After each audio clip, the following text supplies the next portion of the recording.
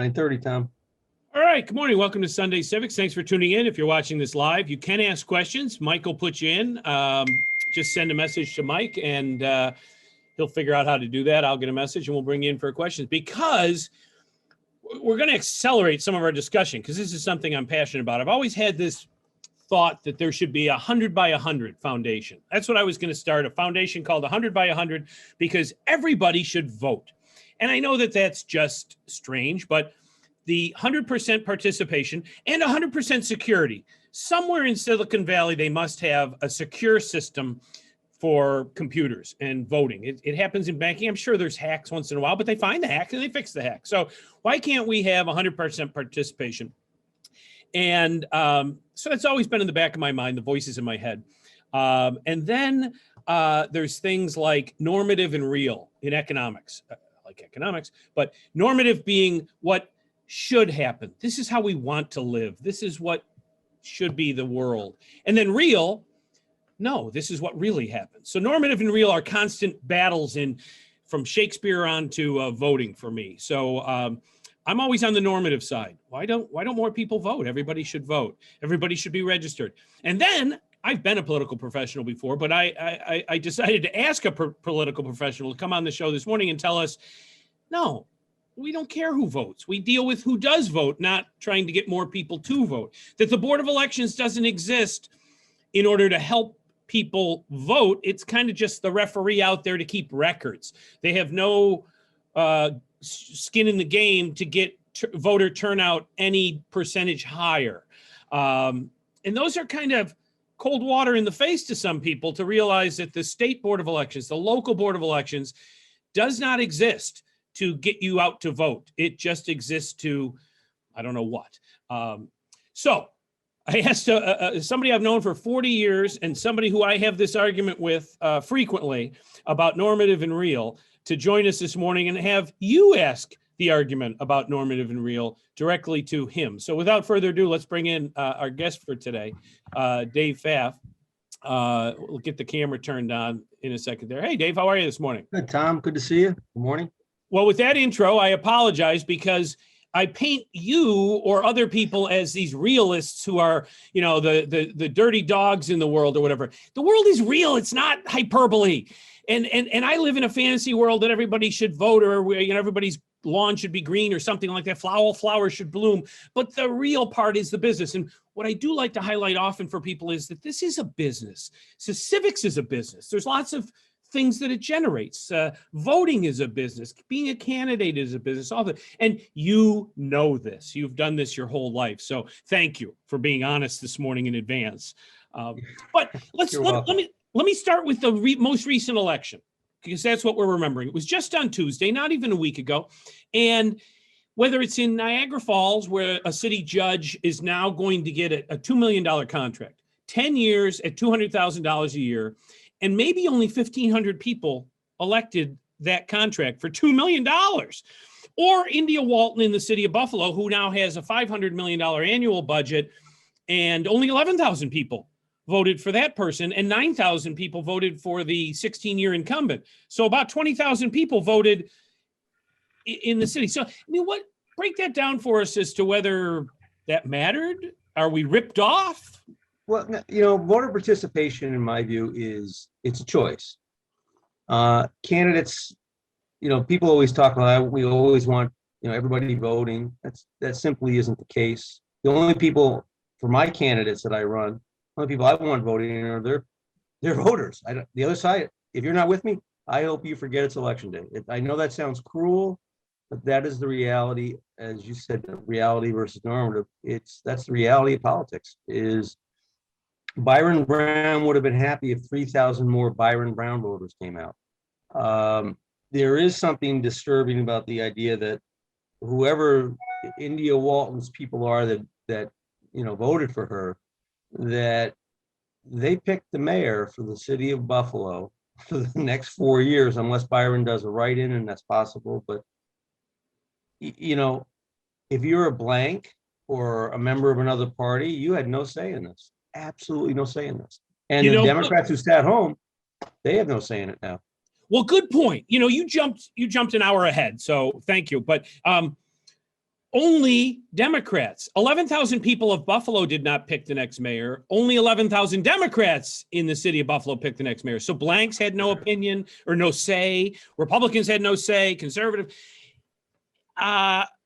That's the system that you work in, though. I mean, should we have a different system? I mean, I don't know what they do in India or Kazakhstan, but that's an interesting point. When I was in college, we always talked about, voting, and everybody wants to vote, and they teach you about the philosophy and they teach you about the principles. Politics is not about that. It's about petitions. It's about knocking on doors. It's about identifying it's like in business. You want to identify your population that's going to buy your product. If you're a candidate, you're a product. You want to identify your voters. India Walton appealed to, let's be more general. Parties that candidates, they don't want in America. Please, people should get that out of their heads. They only want their voters to come out. And the Democratic chairman wants his voters to come out in the primary, and then in the general election, he wants all the Democrats to come out. He doesn't want every Democrat coming out in the primary. It's a lot easier if you control your vote. If you have 1,500 people you can count on to vote for your party candidates, and they're the only ones that show up, life is good. You're going to win. And okay. By the way, you talked about the judgeship. By the way, judgeship isn't just a $2 million contract for 10 years. There is staff. And you can bet the funniest thing is when you look at the staff of judges, a lot of familiar political names crop up. Yeah. And those are the foot soldiers in the petition process and in the, going to fundraiser process. So I pay you $100,000 to be a judicial assistant, but you go to every fundraiser in town and you spread 10 of that around to other people. Right. And judges are forgiven for after 6 months, so judges can't give. That's the policy is they can't give, but their staff goes and their spouse goes. And, there's ways around everything. I mean, believe me, the minute they pass an election law, financing, whatever, parties and candidates are trying to figure out how to get around it. Yeah. Well, and I was part of this. I mean, and there's a part of me that doesn't have a problem with it. It's, we make rules and everybody's trying to find a way to make those rules work best for them. In tax law, it's like, hey, what's going to make me pay less taxes? And is that what is best for? I mean, we're the best country in the world. I'm a big patriot, but me too. Is that a good system? I mean, that's a good question, and that's the question that people have to decide. I mean, understand. I have a real problem with the whole. I don't have a problem with people that are unaffiliated, but I'm becoming more and more convinced the reason we have such the right and the left, the Republicans and the Democrats who represent those two in a thing, they're not the crazies, but they're the ones that kind of lean to right, kind of lean left. Those groups are becoming more and more radicalized because people who are angry at the system say, I'm going to be a blank. Well, the only problem that is the only people choosing the candidates you get to vote on in November are the radical or the left and the right who are nominating their candidates in primaries. And traditionally, primaries bring out more energized voters who tend to be more radical. They tend to be more to the right, more to the left. That's just historically true. I mean, the people that say, I'm unaffiliated, I'm not voting I don't want to be involved in politics. What you're really doing is seeding the entire political process, the people on the left and the right. Mm-hmm. I wish more people would engage, would register in a party so they have 2 bites at an apple, one in a primary, one in a general election. So, and by the way, I'm all for voting. I'm all for people participating. But the reality is, for example, in a primary, you go after prime voters. You go after voters who vote in primaries. Why? Because they've demonstrated they vote in primaries. There are some people that only vote in presidential elections. I don't generally talk to them in a primary unless I can find a reason to say, can I move those people to become prime voters this year? Right. Or should we eliminate all kinds of primaries so we just have, but how do you do that, right? Well, understand they've done it in certain places where they have open primaries, and that's possible. But what has happened? Do you know what's happened in those places? I don't. Well, some of them it works okay, some of them it doesn't. I don't know. I mean, I live in New York. I'm not a national political operative. I'm a New York political operative. In New York State, though, the people that want to change the laws, I mean, the people that are benefiting from this are the people you're going to ask to change the laws. I don't think so. One of the ones that they're talking, people, I don't have a problem with the parties being, directly involved, like at the Board of Elections. I don't, but people need to understand that at the Board of Elections, in Erie County, the Democratic commissioner is also the party chairman. Right. Now, there's an inherent conflict of interest there. It's not illegal. I think it's morally wrong, but he is, if I go to the Board of Elections and I want an absentee voter list, I fill out a FOIA and get it for my candidate who's not endorsed. He just sends it to the endorsed candidates every day. 15 new people enrolled or became absentees today. Get a letter to them. Here's the list. It happens. That's what happens. Is that fair? No, but it's the way it is. And we have to, if we're going to change things, we have to look at the way it is. And that's, why? I worked at the Board of Elections for 4 years. So Right. Why isn't that more obviously a conflict of interest? Why don't people get more up in arms about almost just blatant? I think people don't generally get up in arms about politics in general because they are so busy living their lives. They're trying to raise kids. They're trying to pay bills. They're trying to get the job. They're trying to take a 2-week vacation this summer. So there was a great comment I once read it in college about a person said, why do people vote? One guy said, I always vote for the new guy. I always vote for the guy who hasn't had a chance to steal yet. It's just, you don't want to, people are busy. And, all they ask of politicians is, please don't be too terrible. Please do something. I love it when you do something, but please don't be too terrible. I'm trying to live my life. I've seen that. Now I'm jumping all over the place, but I've seen that where people say, make me governor, put me on the ticket, right? And they absolutely have zero experience in government or politics or anything to do with the law. Like an industrialist will say, put me on the ticket. Are we over that? Like, don't you need some experience on how to get in that? Can we take the guy who has never run before? Or woman? Because it's a popularity contest in too many cases. It's elected officials, politicians, they don't do enough. They sometimes begin to believe their own press releases about how great they are and don't do the kind of work they should be doing to get their message out. But we're not. No, listen, I voted for Cynthia Nixon because she wasn't Andrew Cuomo. Okay. But what were her qualifications to be governor? She was in Sex and the City or something. You have no experience in this. But by the same token, I've got a guy named Andrew Cuomo who has got lots of experience, works the system like crazy, puts his friends in everywhere, claims he's the most open governor in the country. It's a lifetime in politics has been a real education. I will say that. And I'm glad I took the trip. But people don't get involved because they're so busy with their lives, and because, by the way, it goes back to civics. They're not taught civics in school. You're not taught any of this in school. They want you to believe the story, which is anybody can grow up to be president. Yeah, no, that's not true. I love the candidate who comes in and says, I want to be on the ballot. I'm like, I want to run. I'm like, yeah, did you file petitions? No, you can't do it. It's getting a little better, but all the advantages are with the incumbents and with the party structure, and that's the way they want it. I mean, I added up the time yesterday. I cut my lawn yesterday afternoon. Saturday afternoon, loved it. It was hot. I cut it. I sat down. I stared at my lawn. And I thought, a candidate cannot do this. A candidate cannot cut their lawn today because they better be out campaigning. If they're not campaigning, somebody like you is going to scream at them.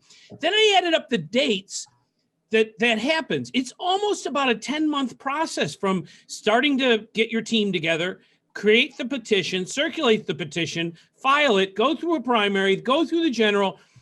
is that a lot to expect somebody who just wants to be a school board member or contribute to their society?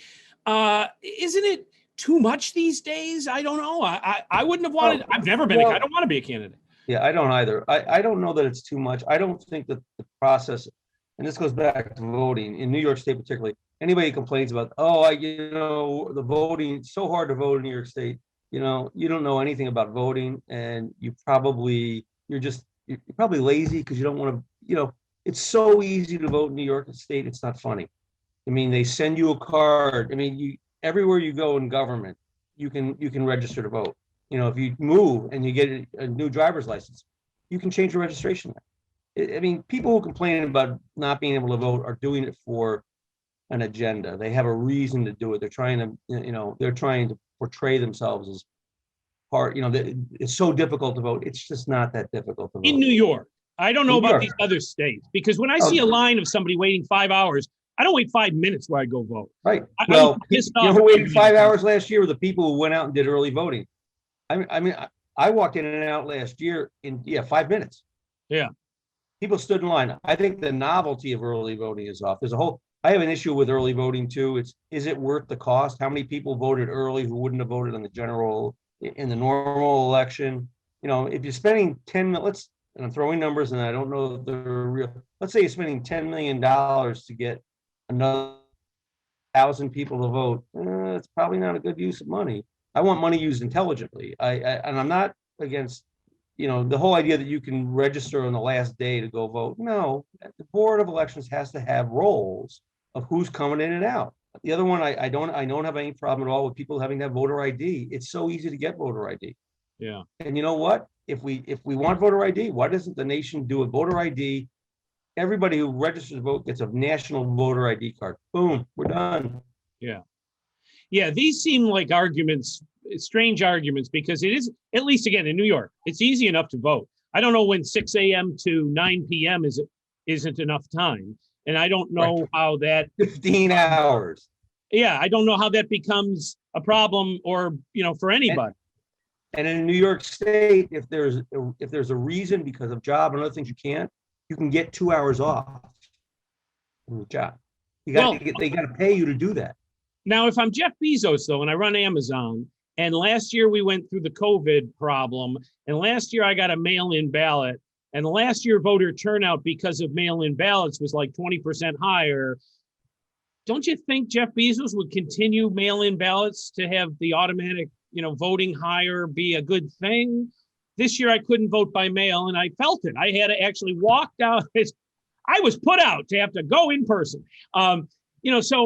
So there doesn't seem to be a way to be making it better. New York's better maybe than fill in the blank, Alabama, Georgia, Kentucky, but it isn't perfect either. Are we improving it, or should we even bother? I think there are ways you can incrementally improve it, but I think you can't just say, the idea that you haven't bothered to register to vote, but you're going to go vote on election day and register that day. I'm like, sorry, you know what? It doesn't seem to me that you're that interested in voting. And for the record, if somebody doesn't want to vote, I don't care. It's nothing personal. If somebody's lazy or stupid enough to say, I don't want to vote, I'm like, good. You're not taking my vote away. But I want everyone to vote. My vote counts more then. I know that sounds cruel, but if I was the only one voting, I'd be picking the elected official. And I think I pay attention. A lot of people don't pay attention. Before I ask you, and I don't want to, I'm going to get in trouble for this, I know, but it's all right. You live in trouble. But before I ask, and I don't want to forget, so remind me, I want to ask about like school board elections and multiple dates. But first, Mark has a question. So let's see if anybody is, Sure. All of us are smarter than any of us. Let's see if Mark proves that accent. Good morning. Good morning, Dave. Good morning, Tom. I'm actually curious of your assessment of the local media and its approach to politics and government. And specifically, I would like to know what all the politicians are talking about when they talk about reporters when no one's around. Reporters are a nuisance unless they're reporting my press conference and what I say. It is, most people don't want No one wants them watching them. But I actually think that by and large, local media doesn't do enough to cover politics and government. A case in point from Erie County that I've seen firsthand that astounds me. Candidates, particularly candidates that are not endorsed, get routinely their petitions. There's voluminous, 2-inch thick specific objections, and no one in the nobody went down and even looked at that petition. Well, who prepared those specific objections? Yeah, I think it was probably Democratic operatives at the Board of Election. No one's even looked at the petition. Nobody's got a copy of it. How do you prepare that kind of? They're preparing the petition or the objections. The commissioner is then ruling on it. Why isn't that a story? Why isn't the DA looking at that? There was a school board election years ago.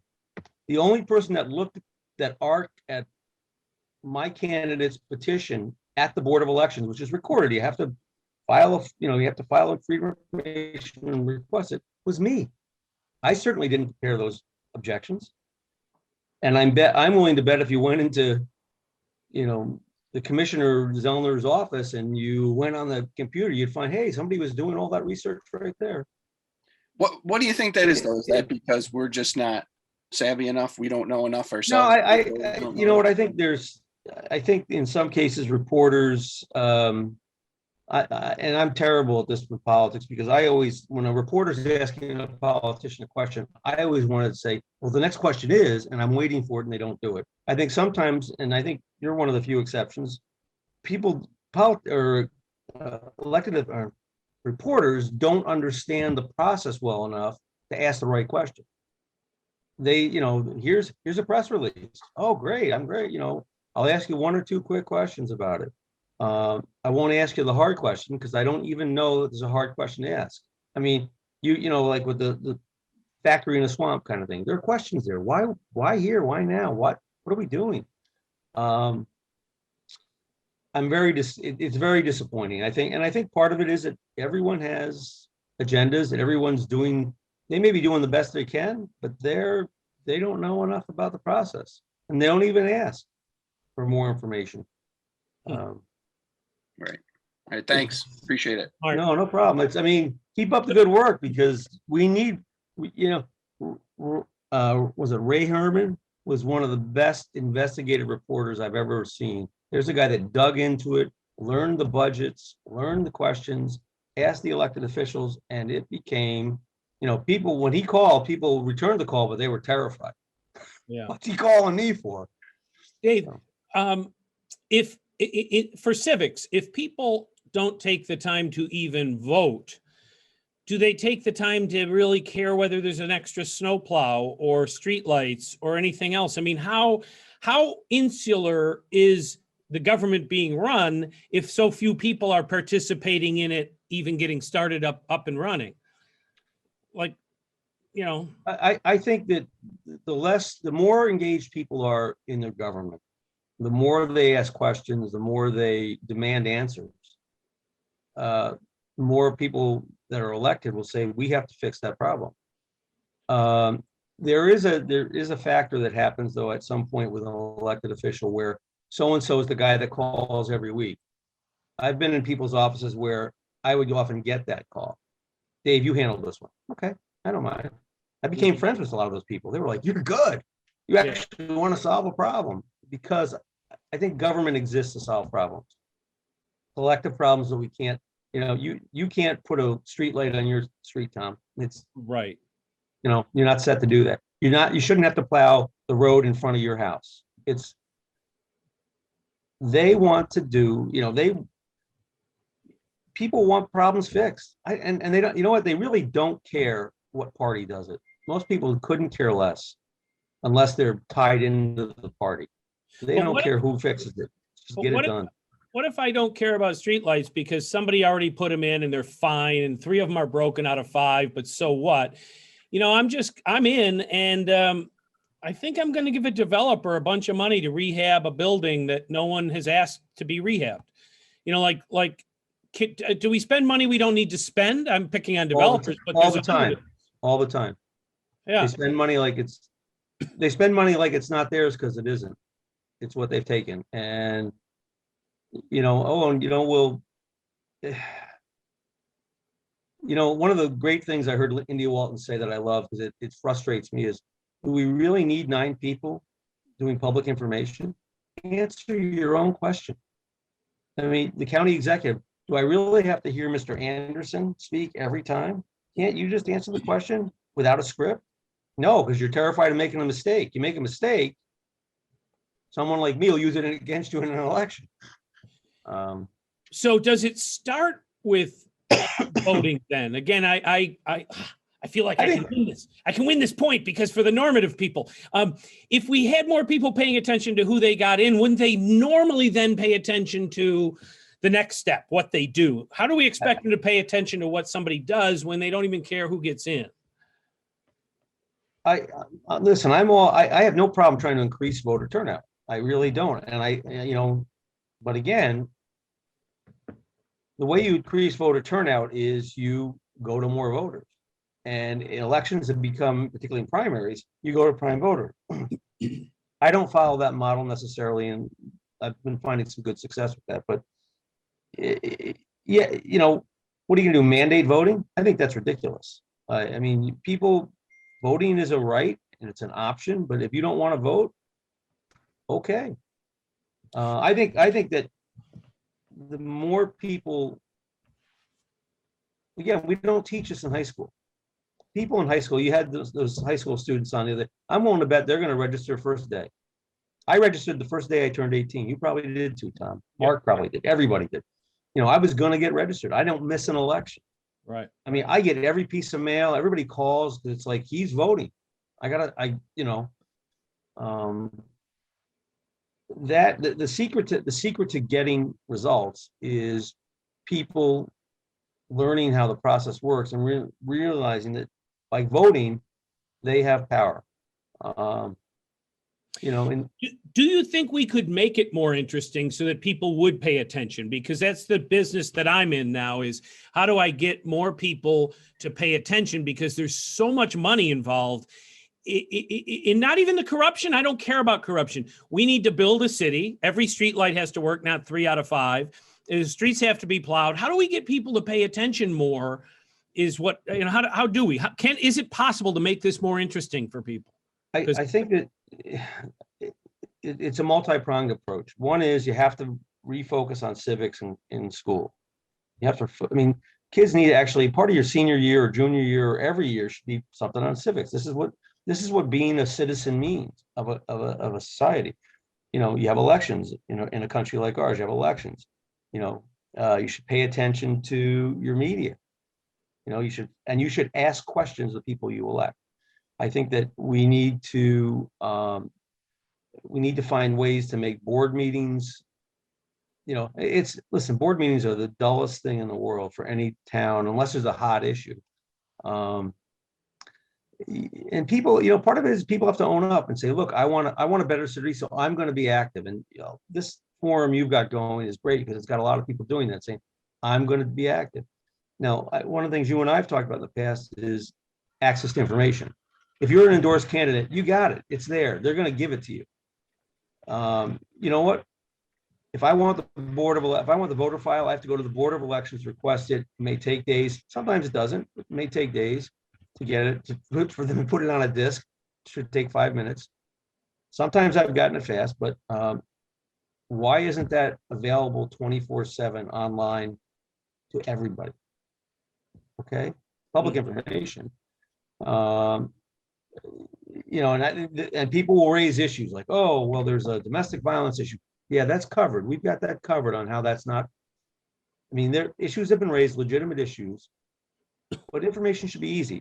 If you look at the State Board of Elections website for their sample petition, it's horrible. It's absolutely terrible. You follow the sample and you're kicked off. Right. Here's where you write your name. Here's where you print your name. Yeah, and their question is, it's always right there. Yeah, but it's right there, but it's not really easy to use. In boards of elections, you made the point, they're not here to they're not here they're here to run honest elections. They're here to, and by the way, I will give credit to many of them. Many of the people there are hard workers who do the very best they can and want to do the right thing. Having said that, there are people who understand that your job is to protect the machine, protect the organization. Well, let me jump in there because I've worked for government as well, David. I will say all of them are hard workers. Some of the problem becomes that they're really not always working on what their job is. They're working on politics, or they're doing something for the mayor, or Cuomo just had people writing his book and editing it. So they're all paid. They're all paid very well too. I think in census district, whatever, in the city of Niagara Falls, the median income is $11,000. Okay. But most of these people are paid $100,000. So they're not underpaid. They do work 24/7. They have no lives. Divorce is at like a 75% rate with, some of these groups of people, but it's not pure. They're not just balancing the books. They're not just servicing the citizens. They're doing one of the best examples is whether you're a Democrat or Republican at a board of elections, you're probably a commissioner of D's or no Republic. Why? Because when you get signatures for the Conservative Party, the Working Families Party, an independent nominating petition, whatever, guess who's going to go out and do that work? You are. And we saw it recently in Erie County, where in 2 days, I believe everyone who got those petitions in a town worked at the Board of Elections. I was a commissioner of D's at the Board of Elections. We went out and did that thing. And you know what? I didn't do it because I had to do it. I do it because I knew that this is the kind of thing that moves you up the ladder in the estimation of the party structure. And the key, and there's nothing wrong with the Board of Elections that has Republicans and Democrats keeping an eye on each other. That's good. But you also you can sometimes get to a point where it's like, this is your fiefdom, this is my fiefdom. These are the little fiefdoms we'll fight over. You don't mess with mine, I won't mess with yours. We'll agree to fight over these. Okay, so when we've gotten down to those fiefdoms, and you're right, having two parties is essential because they keep an eye on each other. Back to Niagara Falls specific, but it could be all of Western New York. I don't know if it's built an optimal city, or an optimal area. It seems like they're now fighting about fiefdoms and crumbs on the floor as opposed to building what could be Singapore. Niagara Falls is a world organization, and it kind of isn't right now. So the two parties fighting each other, and I don't even think there's two parties in Niagara Falls, it isn't really working for me. I don't want to vote if you give me a snowplow, but I'm going to vote if you don't give me a snowplow. So how is this two-party system that watches each other delivered in Western New York over the last 50 years? In a lot of ways, it hasn't. I will say that it's flawed. I don't have a problem with it. I think it's somebody's got to tell me a better system. I always love when they say we're going to take politics out of the judicial races, and we're going to have this independent group of people who pick the judges. Well, the people who are choosing that aren't everybody. There's a little group of people who just got appointed to pick judges. Yeah, I'm for more participation, and I'm for more people being involved, but they have to want to be involved. You can't tell somebody you have to vote. They have to understand that voting is their real power. That is, and you know what? I'm convinced of one thing. If somebody doesn't do what they said, throw them out next time. Just absolutely get rid of them. Just throw them out. And you know what? Keep doing that till you get somebody who does the job. And the minute they start getting lazy and don't do the job, throw them out. One of the nice things for me personally is I'm no longer, since I'm retired, I no longer have to work for any candidate I don't like. And that's a lot of fun. Dave, I know you've at least taken Psychology 101 in senior year of high school, like we all did, but what is it about people in the process that makes people so passionate about the person? So when people back a candidate, sometimes it could be Trump, it could be a city court judge in Niagara Falls. It becomes violent. They actually, if you speak ill of that, person's candidacy, or you even say anything, you're going to get a punch in the nose now. Like, why? Why? That candidate isn't giving me anything. I don't really have any dog in this fight. I don't care who the judge is in Niagara Falls. But if I certainly question who the judge is going to be in Niagara Falls, my house might get firebombed. What drives people to that level of strange addiction? It should be a strange addiction. Eating sofa cushion foam. I really don't know what makes a person like that. I mean, for me, it sounds terrible to say it in a way. It's a business. But people get passionate, and I understand. I think it's part of what's going on in society and their lives in general. Things are, and part of this is media driven. Everything is a crisis. I mean, you don't get up and see, hey, the dogs are all doing good in Niagara Falls. It's a great day. The sun's out. What do you see? It's violence. It's crime. It's terrible. I did take Psych 101. I think I passed. I'm not sure, but it is. I don't know what drives people to that kind of extreme. I can't get that passionate about things in politics. I'm looking for incremental change. I'm looking for people that want to do a good job, that aren't in it. It's not because they have a brother-in-law who needs a job. They're doing it because there's a problem. They want to fix it. And that's how so many good things start. People see a problem, they want to change it, and that gets them elected. And then, unfortunately, the system itself begins to work on you. You become the very thing you fought to get rid of. And when that happens, people have to say, you got to go. And you sucked me into this Niagara Falls project. And you're right. We've been friends for 40 years, and we went through this together, where we learned this at House Operations. Politics is a business, and it's not a bad business, and it's not a business that's not wrong, but it's very easy to lull people into a false sense of comfort, like everything, and you can't do anything about it. You can't fight City Hall. You can fight City Hall, but you have to be tenacious and willing to keep fighting. You had the gentleman on who wanted to do the bike business, right? Tours. Yeah. His persistence is what paid off. His willingness to say, I'm not giving up. And that people have to be like that with their government. I'm never giving up. It's not your government. It's my government. They're not elected officials. They're elected employees. You've given them a temporary job to do something. If they don't do it, thanks for applying. Thanks for trying. You didn't make it happen. You're gone. Do you find, though, when you're out on the campaign trail, nobody really even talks about what to do anymore? It's just a popularity contest on steroids. I mean, it always was, but there used to be jobs, education, and family. They're the big three things you'd put on a palm card. But nowadays, there's nothing that they're doing. There's not even a pretense of wanting to do anything. You just have to fill this role, and it's open, and I get to go, and I get 12 grand, maybe. It's politics in a lot of ways. And part of it is you're not going to get, how do you get your message out? And people get their message out by a quick tagline. I always tell my candidates, education, you're for it. It's simple. You're for education. Jobs, I'm for good jobs. And then I tell them, no, you're not just for good jobs. You're for good private sector paying jobs. Okay, that sounds better. I mean, and because people don't, in our lives where there's so many different things going on, you got family, you got job, you got sports, you got a million messages coming at you every day.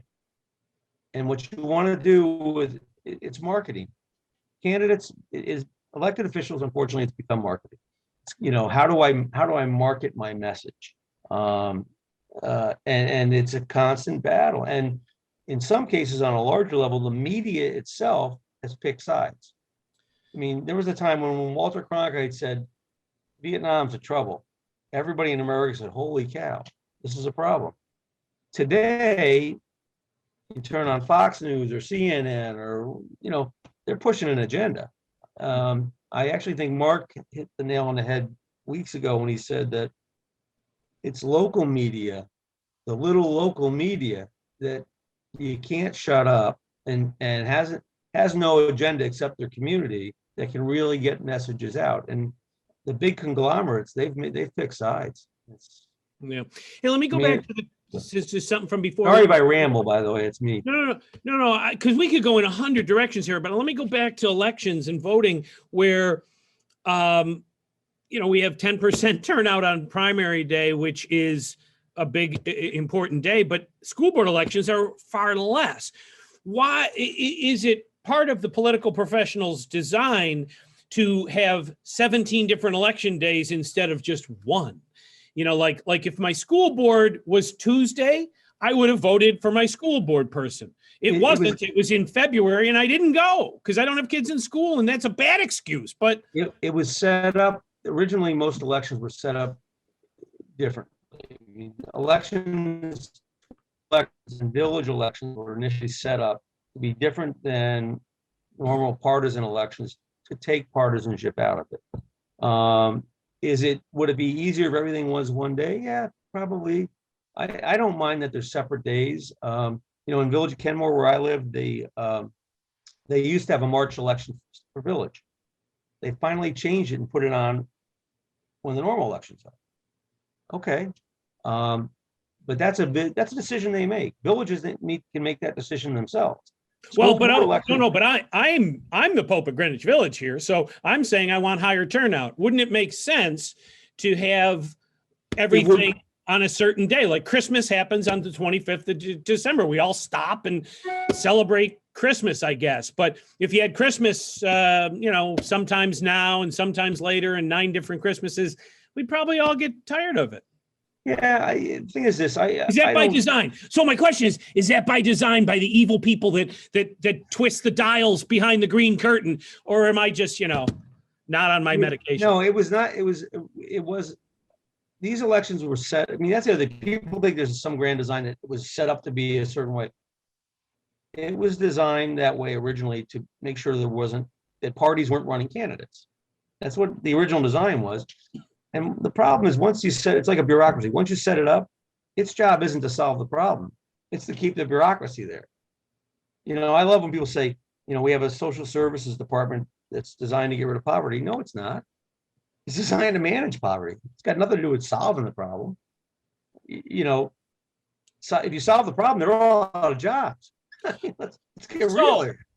So from the inside then, do all decisions about running government get filtered through who votes for government? So you mentioned social services and things like mental health services or domestic violence services, which, people can have caseloads of 1,000 people each when that isn't doable. Yet we give $8 million to a developer to do something nobody asked for, because that is a business model. The developer then has a fundraiser, then has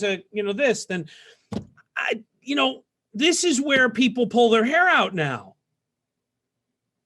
People, listen, the development projects, I think it's, in the Village of Lancaster, they recently got a grant. This is a good example. They got a grant, and the developer was the one that encouraged them to get the grant, to apply for it, to build roundabouts. No one did a village study to see if they needed roundabouts, if there was a good traffic model, it was an idea. There was a pot of money, so you went after the money. We ought to be thinking about what we want things to be, and then figuring out programs to do it. But they're not doing that because that's not how it's set up.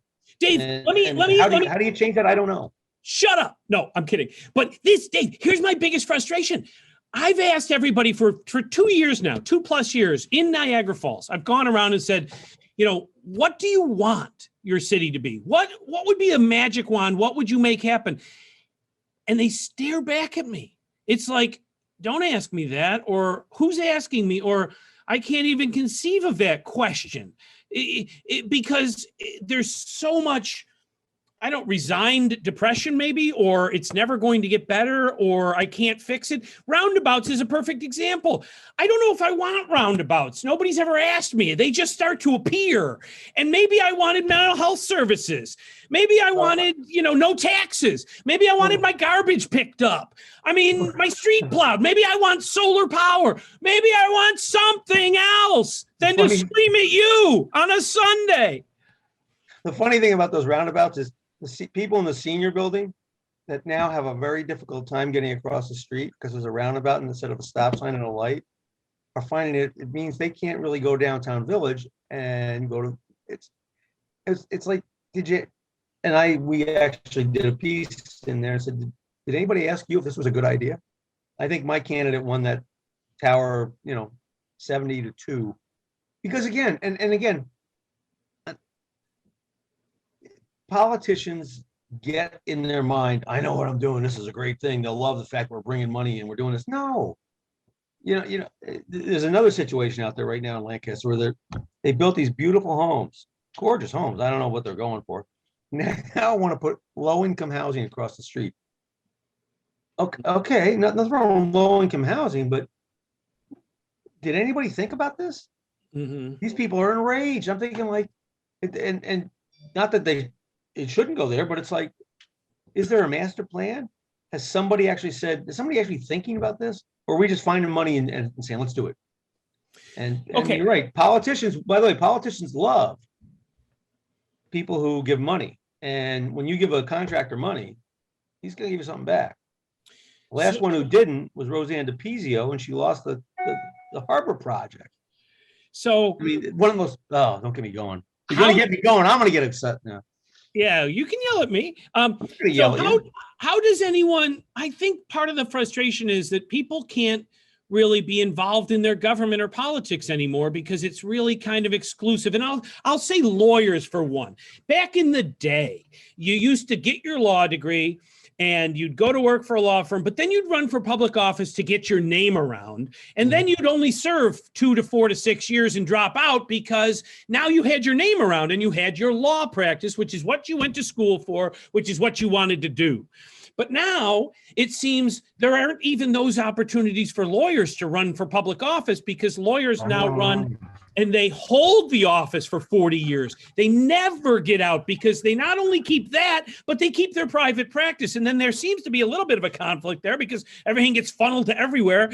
And there is no turnover anymore. There's no churning of the system because, so how do people get involved in their government other than the old style way, which is, oh, well, my dad was in it, so I circulated petitions and I went and stuffed envelopes and then I got a $1,000 a year job and I lived on, Campbell's soup and then I got a better job and now I'm $100,000 a year flack for the mayor. That seems to be the only party way to go. Don't go to college then. Don't even go to high school because you don't need to. You just need to stuff envelopes. But what's the melding, the magic melding there of bringing good people into the process? Good people need to just do it. And that sounds, we've talked about this on this show, or your panels have talked about it. They just can't give up. It's persistence. You got to just say, I'm not going to give up. You devoting the rest of your life to making Niagara Falls, Singapore, sucking friends like me into that. Okay. You got it right. Hey, you know what? Cut the show off, Mike. Leave a little more information.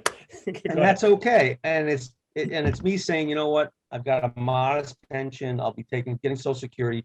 You know me, I'm always driving used cars. I'm never going to live a high life.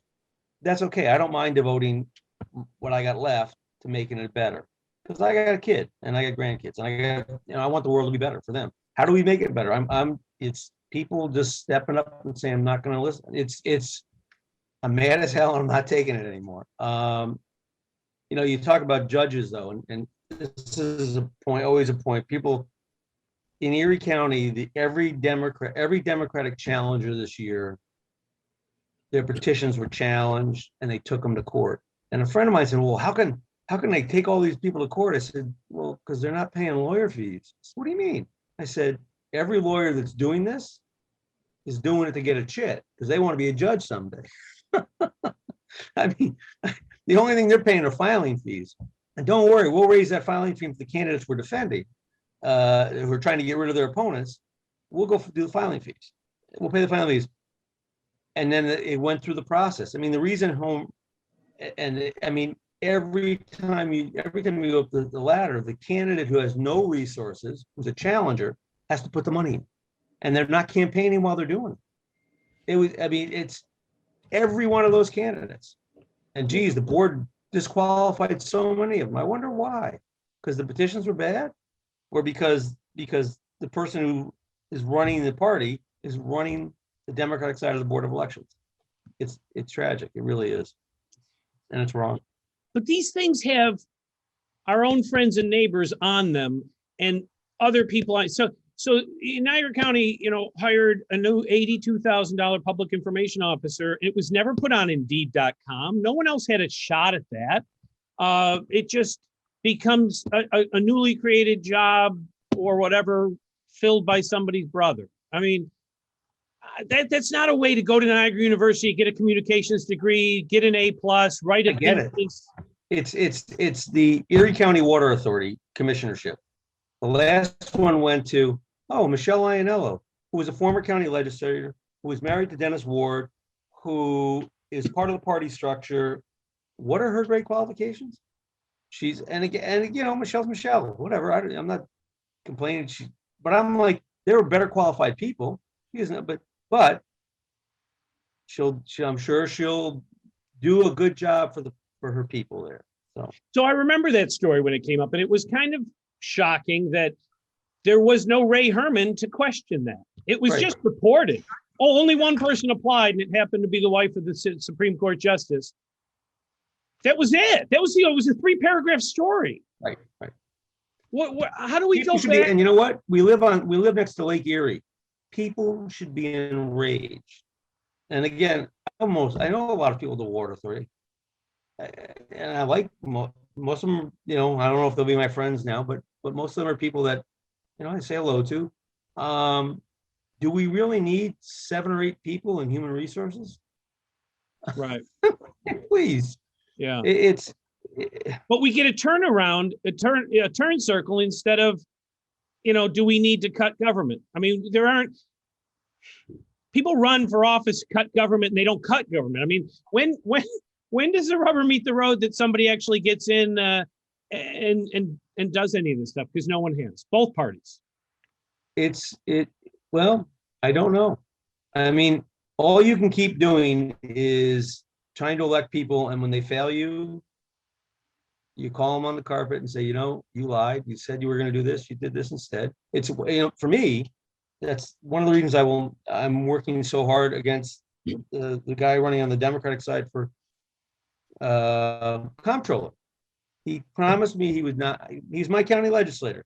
Okay. He promised me he would not vote for the Democratic chairman to be reappointed to the Water Authority because of all the trouble they were having.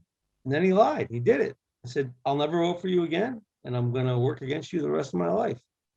And you know what? Whether he likes it, whether that's that's meaningful to him or not, that's all a person can do. There's 2 choices. We can have armed revolution. Yeah, I'm not there yet. Or we can continue to vote. And I am all for voting. Do you think that's there you go. Do you think that the Tea Party mentality, armed revolution, we went to January 6th, it went all the way to armed revolution.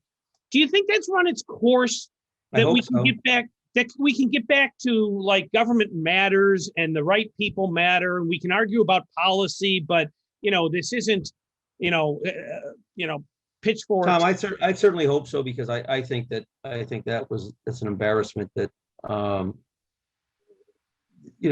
listen, I think we are the greatest country in the world. We are so lucky to be here. I'm so lucky my ancestors came here. My parents were the first in their family college education. It's a great country, and I think there's only greatness ahead of us if we pull together and do the right things. But we had a revolution. We got rid of the King of England. We fought a civil war. We don't need another one.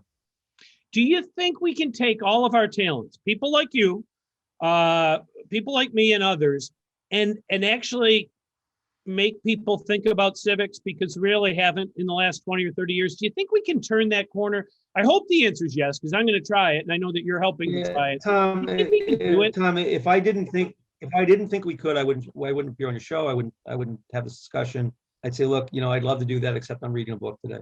I'm doing something else. I'm going to the beach. Yeah. I'm watching a baseball game. No, I'm, at 62, I got time. I mean, I hope I got 30 years. In 30 years, I can do a lot, I think. And I think all you need to keep doing is people need to never give up. I mean, I'm a never give, me, I'm it's the Alamo for me every day. It's, you never give up. They have to take you out. Yeah. So I intend to keep fighting. I know you will. I'm trying to instill that into my son, and I think I have, and into my daughter and everybody. And you lead by example. You lead by keeping doing it. And I think people are inspired by that. And people want to see change. People want to make change. People are willing to make change if you're willing to put yourself out there. And that's what we're doing. So, I'll give that second a pitch for what Civics is doing. Right now we're kind of in phase 2 of asking people what their priorities are. So we've already decided we can do this. We need to do this. It's important to do this. Now it's, what do we do? Turn circles or something else? That's where we are now, is asking that question and getting blank stares to, what society do you want to live in? What city do you want to live in? What actually do you want in your block, on your street? Not, we talk about Jeff Bezos paid no taxes last year, and that becomes what people get excited about. But in Niagara Falls, there are residential or commercial properties which pay no taxes. So I want to bring everything right to here. Okay, Jeff Bezos, I don't understand that. He's going to the moon. I can't focus on that. But, 3rd and Main, or pick, the spot. This pays no taxes. And the retired woman on 86th Street pays more taxes than this commercial piece of property. That matters to us as a city, because we can't have a better city until everybody does their role. Right now, if you're wondering where we are, everybody does their fair share. Everybody's got to do their fair share. Yeah, and plays the role. Right. Right. And I mean, quite frankly, shame on the businessman who gloats that he's not paying any taxes. You know what? This is your community too. You live here. You have a responsibility. Shame on us to keep thinking it's somebody else. It's us. It's here. It's our neighbor that lives down the street who works for, the governor, who pretends he's now campaigning for Byron Brown. The governor was exposed as being in against India Walton the other day. These are things we have to just look in the mirror and say, look, it's okay. You're here and you've got an agenda. We understand your agenda. We don't want your agenda, but we understand it. That's where we need to get to, of a logical discussion. No more smoke and mirrors and, mysterious mystery. Well, remember that elected officials would rather, they'd rather just go do what they want to do. And people who know something about government and politics have a responsibility to stand up and say, yeah, it's wrong. I'm not going to be part of it. I'm certain. I see Brian's got a thing about equity and inclusion. No question. Everybody's got to be part of it. And that's how you make a better society. You build it by bringing everybody in, and everybody gets to participate, and everybody feels like they're part of what's going on. And you know what? If everyone wants to vote, please. But you know what? If you don't, I don't ever want to hear you bitching, because I'm not going to listen to it. I just kind of, I think if you don't vote, my vote counts more. Well, with so few people voting, there's very few people you need to listen to. And I think that gets us where we are. Right. So let's end there. Hey, thank you for doing this. Right. Thank you for doing this. I really appreciate all your help on the Civics project. Let me say, next week is actually July 4th. I would not do a show for anything, except for if the actual holiday falls on a Sunday at 9:30 in the morning. Except for your country. Well, do it for your country. Exactly. So July 4th, we'll not have any show next week, and we'll pick up the week after. But thanks again, Dave. Thanks to everybody who helps. Thank you, Tom. Thanks for the questions, guys. Listen, we can build a better city, and that's what we're doing. So let's do it. All right. Thanks. Have a good week, everybody. Bye. You do. Bye.